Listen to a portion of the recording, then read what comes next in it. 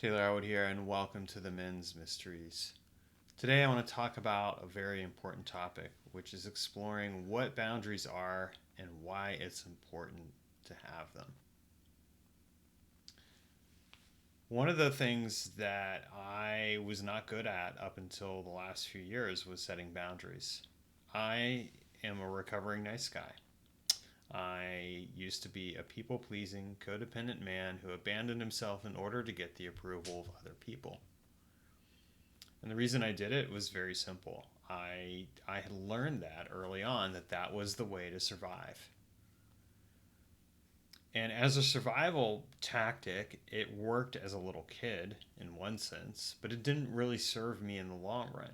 It helped me, it basically created unhealthy relationships where I was trying to get the approval of other people in my life, whether that was romantic, friendship, or work. And I was doing it at a cost that was really high. It cost me financially, it cost me emotionally, it cost me creatively, and it cost me spiritually. It took me a long time to realize that because I was so used to doing it. And this is something that I see happens with a lot of nice guy people pleasers, where they mean well, they genuinely mean well, but they are abandoning themselves in order to get approval from someone else or multiple someone else's. Maybe it's their boss at work, maybe it's the woman that they're married to, maybe it's their kids, maybe it's a friend or a mom or a dad or another family member. Regardless of who it is, it comes at a high cost. And how it comes to that cost is just the feeling of resentment, the anger. I used to be such an angry person. I felt so much resentment toward the people in my life, but I didn't express it. I remember one time I was out with an ex, and we were visiting a friend, so to speak, who had decided to put on a kind of a workshop of sorts, and he was essentially copying something that I had done. And I felt angry and puzzled that he would do that, especially because we already had a space for it. It wasn't even something where I was charging money for it, but also angry. And yet I didn't do anything with that anger. I didn't express myself clearly or cleanly to him and say, I feel like this is really disrespectful. Instead, I let him walk all over me. And my ex at the time kind of observed this and said, you seem really angry. Are you going to do anything about it? And I just said no. And I could see the respect that she had for me diminish visibly by the moment. This is the thing. This is one of the things that really cuts deep. So often we abandon ourselves because we're trying to get someone else's approval, and we're doing it at a huge cost and a disservice to ourselves and to the people around us. And if you're a man that's watching this video, you might resonate with this. And think about the times where you've abandoned yourself in order to make someone else happy. You've hoped to get their approval. But have you really gotten it? Even if they were happy with you in the moment, was it worth the cost to you and your relationship with yourself, let alone your relationship with them? This is one of the topics that I'm going to be exploring a lot more of in this YouTube channel, because I know that there are other people-pleasing men out there. And one of the things that I want to show you how to do is how to set boundaries as both a spiritual action, an action where you are establishing your own sovereignty and honoring your sacred yes and your sacred no, and also as a process for transforming your life. This is and transforming your relationships so that you get the respect that you deserve. Because at the heart, all of us want to be seen, heard, and respected. If we're men, if you're a woman, chances are you want to be heard, seen, and understood.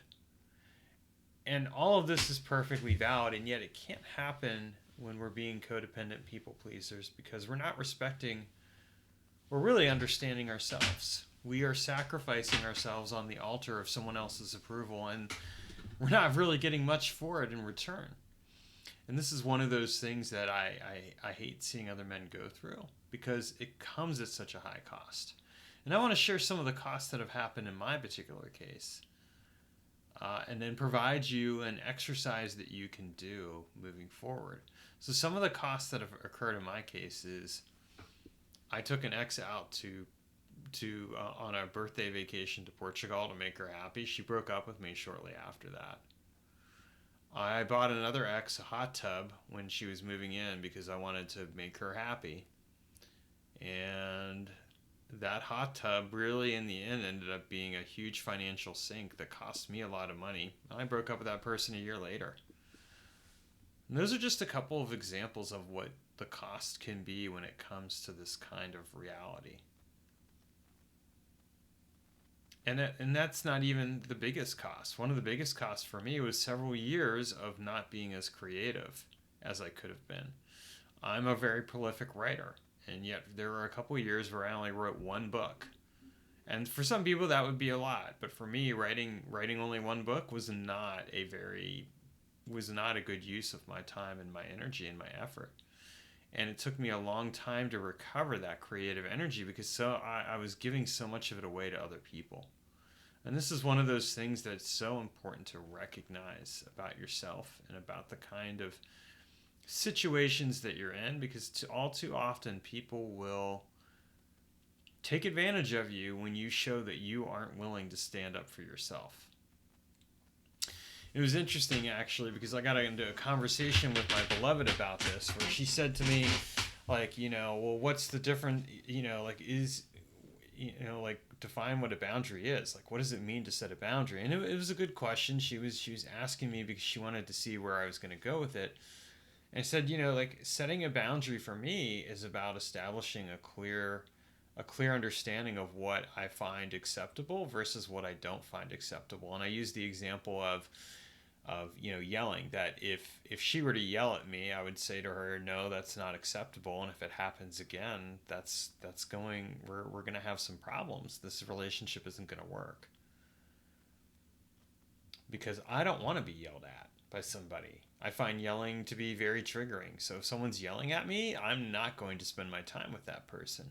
But at one time, as a codependent, people-pleasing, self-abandoning man, I would have done that. In fact, that was a relationship where I had someone who yelled at me, and I put up with it. I allowed it.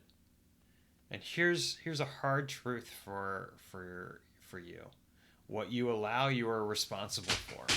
And what I mean by that is when you allow someone to treat you a certain way, then you become responsible for how they treat you.